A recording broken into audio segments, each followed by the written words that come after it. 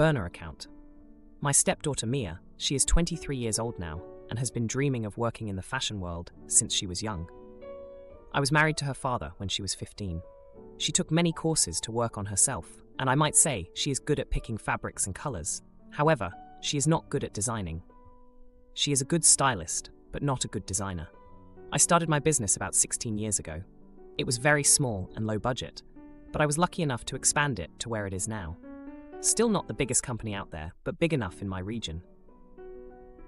Part of my expansion plan was to hire other young designers, so my team and I are quite selective of who gets the job and who doesn't, because the designs are products we sell, so they have to be good and passed by the judgment board, which also means I am not the sole judge who gets to choose.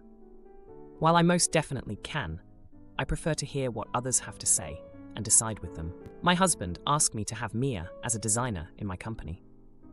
From the very start, I knew Mia was not a good designer, but I told my husband to have her apply for the job and submit her papers for me and the team to look at them and examine her skills. I think he was kind of surprised I said apply for it instead of an immediate yes, but he still told Mia, who sent a thank you text for helping her. I don't know what exactly my husband told her, so she would send a thank you text, but I replied saying that I will be waiting for her, along with the judges, to examine her work constructively and wished her luck. I honestly don't know till this day if my husband lied to her or if she sent such a text to guilt-trip me. I have no clue. Anyways, her day came and no one saw her stuff on par with our criteria, so she was sent an email that she was not accepted. Let's just say hell broke loose from here. My husband talked to me about how this is nonsense and unfair that I didn't accept her. I told him I am not the sole decider. I have a system in place full of judges, but he wanted me to bend the system for Mia.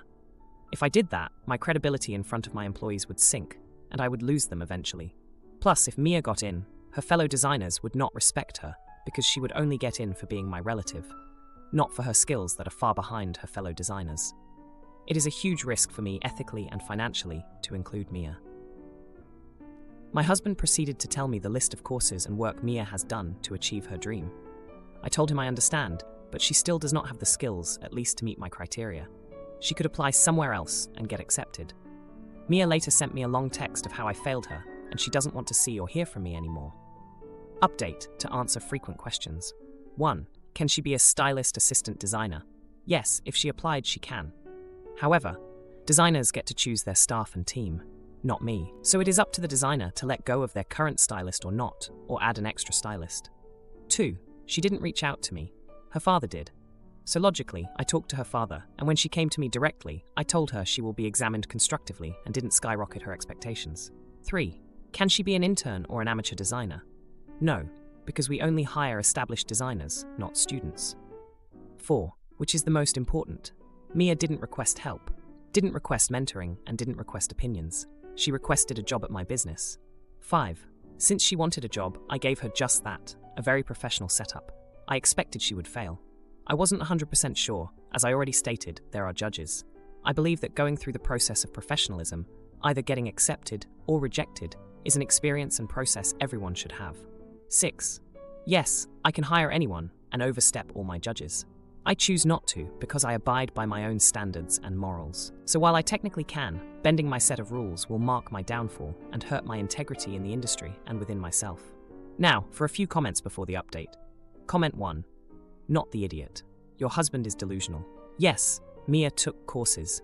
She has put in work, but her designs are not a good fit for your company. And how many people graduate from fashion institutes every year? How many of them get a job as a designer right out of the gate? Or ever? It's like designing Alfred Dunner type clothing, but trying to get a job designing for Ann Taylor. It's not going to happen. Her designs might fit somewhere else, but not everyone will be interested. Comment 2. Not the idiot. If she is as good as she thinks, she can apply to any company and see what they say too. In reality, she knows she is subpar and wants a quick in. Then it will be a promotion, then an executive position. At most, you can offer her a low-level job doing the work she is good at, if she toes the line and does not try to act as if she is in charge. But this entitled behavior has probably ruled that out. Now, for the update. Hey everyone, it's been a wild 3 months since my last post, and boy, do I have updates for you. Buckle up, because this ride has been anything but smooth. After Mia's rejection from my company, things at home got icy. My husband was still fuming, and Mia, well, she was a storm cloud of hurt and anger. But then, out of nowhere, she landed a job with one of our competitors. I was shocked, to say the least. Turns out, she had been secretly interning with a well-known designer who had just branched out on his own. This designer, who used to work for me, had seen potential in Mia that we hadn't. Mia's new boss was none other than Alex, a former employee of mine who had left after a heated disagreement over design direction. Alex had always been ambitious, and I had to admit, he had a knack for spotting raw talent. Mia's styling skills, it seemed, had caught his eye. He took her under his wing, and within months, she was making waves in the fashion scene. The twist? Alex's new line, with Mia as the lead stylist, was a hit. And not just any hit, it was taking business away from my company. Clients who used to be loyal to us were now flocking to Alex's edgier, more youthful designs. It was a blow to my business, sure, but the real sting was seeing Mia thrive somewhere else. I couldn't help but feel a mix of pride and regret. Pride because Mia was finally living her dream, and regret because I hadn't been the one to give her that chance. It was a hard pill to swallow, watching her succeed from afar. Meanwhile, my husband's attitude towards me softened as he saw Mia's success. He started to understand that maybe my decision had been a tough love kind of thing. But the damage was done. Our relationship had taken a hit, and we were both trying to navigate this new normal. Then came the confrontation. At a fashion event, I ran into Mia and Alex. It was the first time I'd seen Mia since she cut ties with me. She was radiant, confident, and clearly in her element. Alex was smug, enjoying the success and the fact that he had one-upped me. The tension was thick as we exchanged pleasantries, but Mia surprised me. She thanked me. She said that the rejection had fueled her to prove herself, and she wouldn't be where she was without that push. I was taken aback. I had expected anger, not gratitude. It was a bittersweet moment, realizing that sometimes the best thing you can do for someone is let them go. But just when I thought things were settling down, another bomb dropped. Alex's company was facing a lawsuit for intellectual property theft.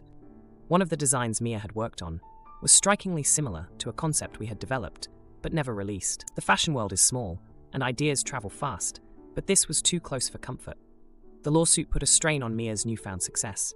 It was the talk of the industry, and suddenly, her credibility was in question. Was she the wonderkind everyone thought she was, or had she just been riding on stolen ideas? I was torn. Part of me wanted to defend her, to say that Mia wouldn't do something like that. But another part of me was angry. If she had used our designs, it was a betrayal I couldn't overlook. The case dragged on, and the stress was evident on Mia's face every time I saw her in the fashion magazines or at events. My husband and I watched from the sidelines, our own issues taking a back seat to the drama unfolding in Mia's life. In the end, the lawsuit was settled out of court. The details were kept hush-hush, but the damage to Mia's reputation was done. She was still working, still creating, but the shine had dulled. People whispered, and in the fashion world, whispers can be as damaging as shouts.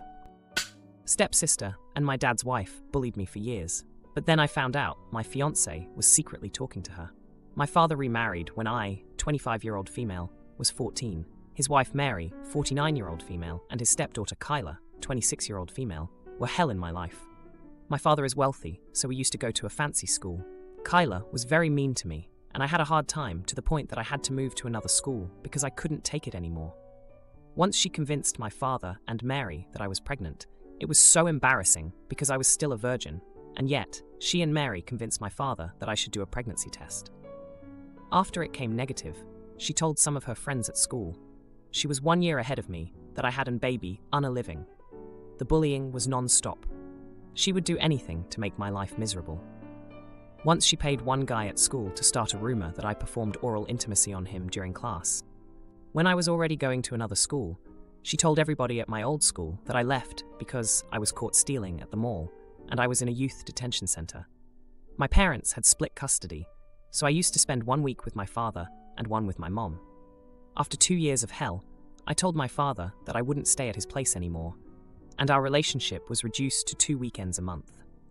My relationship with my father was non-existent during college days. He would send me money and call me once every month, and that was it. I went to his house 1 or 2 times during my 5 years in college. I started dating my fiancé Louis, 26-year-old male, 4 years ago, and I only introduced him to my father after more than 2 years of relationship. I am getting married this spring, and we are going to marry at the beach in another country in Europe. Both of our families are wealthy, and we decided to offer the stay at the hotel to our guests, and they'll pay only for their tickets. Because of that, we decided to settle on a small number of guests, around 80, and of course Kyla is not one of them. The wedding planning started 3 months ago, and my father knew that I wasn't going to invite Kyla. However, he flipped out now and said that I need to invite her. I said that I'm not going to invite a person that I don't have one single good memory of to such a big day. We have been fighting about that since then. This past week, he told me that I shouldn't count on his money if Kyla isn't invited, and my mom said, fine, I'll pay for everything then. After that, he said that he's not coming to the wedding without Kyla, and I replied, fine. My grandma and aunt are trying to convince me to invite Kyla for the sake of our family, but to be honest, I am not even sure if we are a family. Am I the jerk for not inviting a person who bullied me for years to one of the biggest days in my life? Edit. I just want to say thank you to everyone. I had a hard time, and I just left that behind because I wanted to move on and be happy. But with all of your comments, I started crying because you're right. He never showed me love. It's so hard to admit that your father doesn't love you, because that's what parents should do, right? They should love you. I can't answer everyone, so thank you for helping me.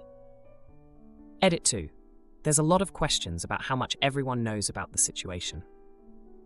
My father was up to everything, and he never took it seriously. My grandma lives in another country, and I don't know how much she knew at the time, but she knows to some extent now. My aunt knows everything because her daughter is one of my best friends, and my bridesmaid. As I pointed out, my family is quite wealthy, and they care a lot about family and legacy, and those types of things that don't make any sense to me. However, it's very important for them. Now, for a few comments before the update. Comment 1. Not the idiot. Does your aunt and grandma know what she did to you? The full details, if they do, I'm so disappointed in them. I mean, aren't you family? Shouldn't they protect family from an aggressor? Keeping up appearances seems to be their motive, because it's obvious that you wouldn't be inviting her. To think otherwise is delusional. Ignore them, stick with your decision, and enjoy your wedding. Congratulations. Wishing you a happy marriage. Comment 2. Not the idiot. Your grandmother is saying to invite her for the good sake of our family is bullying. Your grandmother is more concerned about appearances than your feelings. Don't back down. You will regret it forever if you do, because the memories of your wedding will be tainted by this. Now, for the update. Hey everyone, it's been a month since my last post, and wow, a lot has happened. I wish I could say it's all been good news, but life threw me a curveball that I didn't see coming. So, let's start with the heartbreak. Lewis and I were going strong, or so I thought. Turns out, he had been keeping a secret from me, a big one. I found out that Lewis and Kyla had been in contact behind my back. It was a shock, to say the least. I discovered it when I saw a message pop up on his phone from her. My heart sank. I confronted him, and after a lot of denials, he finally admitted that they had been talking for a few months. He said it started as him trying to mend fences between me and my family, but it turned into something more. They had met up a couple of times when he was on business trips. I was devastated. The man I was about to marry, betraying me with the one person who made my life a living hell. The wedding plans are now on hold, and I'm trying to figure out what to do next. I never expected this from Lewis. He always seemed so supportive and understanding of my past with Kyla. Now, let's rewind a bit to give you some context. Lewis knew all about the bullying I endured from Kyla. He knew how she spread rumors about me, how she tormented me to the point of changing schools. He was the one who held me when I cried about it. So for him to go behind my back and get involved with her, it's like a betrayal on another level. My mom has been my rock through all of this. She's been there for me since the split with my dad, and she's been there for me now. She's furious at Lewis and has been helping me sort through my feelings and what to do next. As for my dad, he's been trying to reach out since he heard about the breakup. He's been apologetic, saying he never wanted any of this to happen. But it's hard to take him seriously when he's the one who let Kyla's behavior slide for years. It's like he's only now realizing the consequences of his inaction. My aunt and grandma have been on the sidelines during all of this. They're still pushing for family unity, but I can't even think about that right now.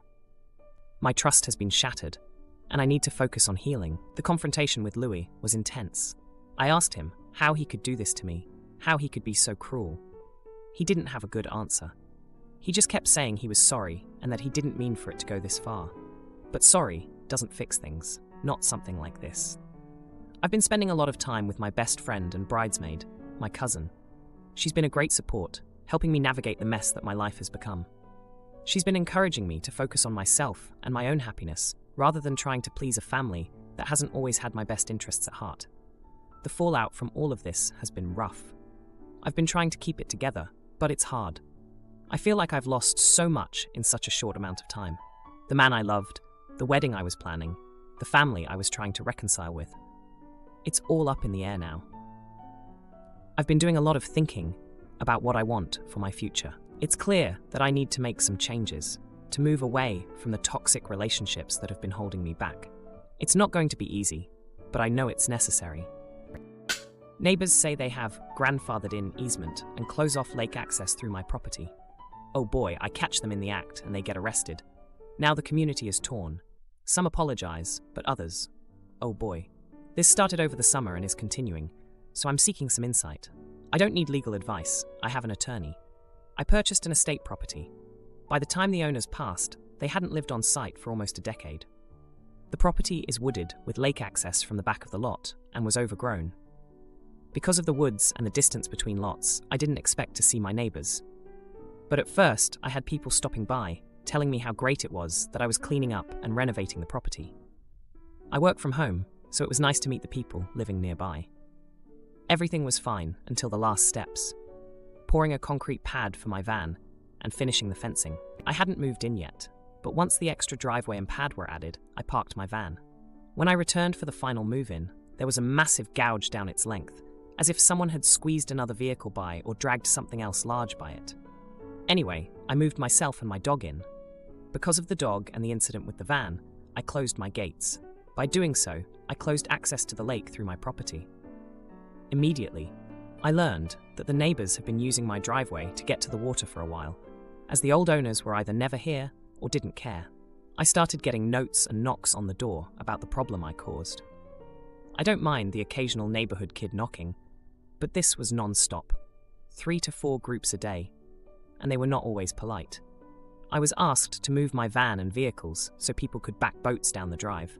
I'm now assuming that's how my van got gouged. I explained the dog and reasons for having a fence, but have been met with criticism that I'm changing how things have always worked around here. The last straw was people opening the gate on their own and then getting upset. My dog was loose.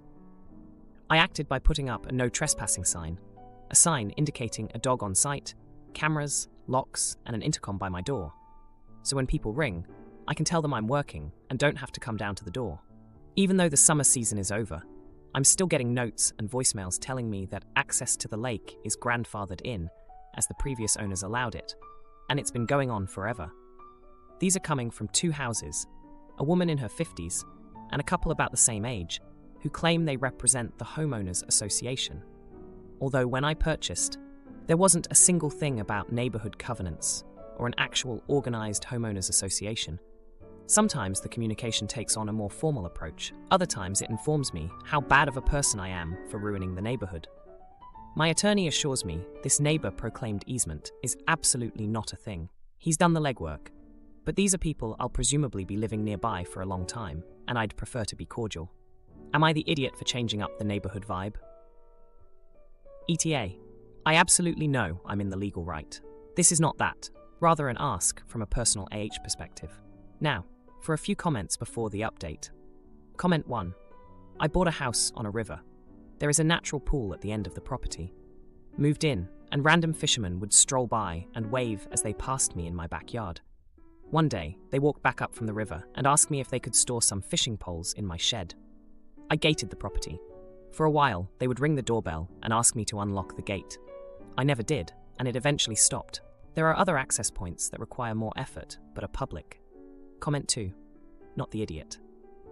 My attorney assures me this neighbor-proclaimed easement is absolutely not a thing. He's done the legwork. Frick trespassing. I parked my van. When I returned for the final move-in, there was a massive gouge down the length of it, as if someone had squeezed another vehicle by or dragged something else large by it. These are not people worth being given an inch of goodwill. Now, for the update. A lot has happened since my last post about the estate property I bought. I thought things would settle down after the summer, but boy was I wrong. The first day after my last update, I caught the woman in her 50s, let's call her Karen, on one of my new cameras. She was at my gate, trying to talk to my dog through the fence. She didn't notice the camera at first, but when she did, she gave it the dirtiest look you can imagine. Later that day, I found a note in my mailbox from her, saying that I was being unneighborly and that I should think of the community. The next day, the couple, who I'll call Bob and Sue, came by. They were more aggressive than Karen. They banged on my gate and demanded I come out. When I didn't, they started shouting about how I was ruining years of tradition. I used the intercom to tell them I was busy working and couldn't talk. They left, but not before Bob kicked the gate hard enough to leave a dent. That evening, I was out walking my dog when I bumped into Karen. She tried to sweet-talk me, saying how she understood my concerns, but that I should be more flexible.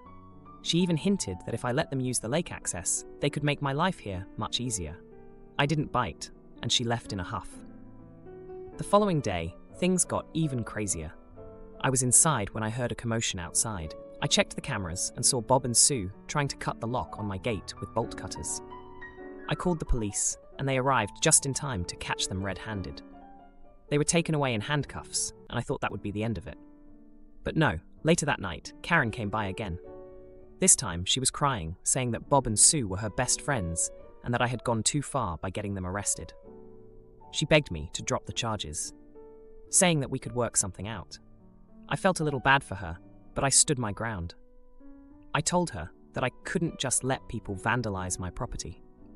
The next day, I found out that Bob and Sue were part of the homeowners association that didn't really exist. They had been the ones leading the charge against me, and with them gone, the rest of the neighbors started to back off. I even got a few apologies from people who said they didn't know the full story. But the bittersweet moment came when I learned that Karen had been the one who had scratched my van.